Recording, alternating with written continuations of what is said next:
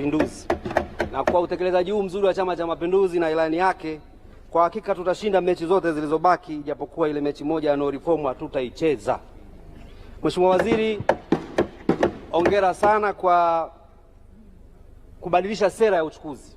Tumeona kwenye kamati na mlipatia semina, kuna sera ya uchukuzi ya mwaka 2003 kwamba mtaibadilisha sasa. Safari hii mifumo yote ya usafirishaji itasomana. Hili ni jambo kubwa sana ambalo kwa kweli tunawapongeza.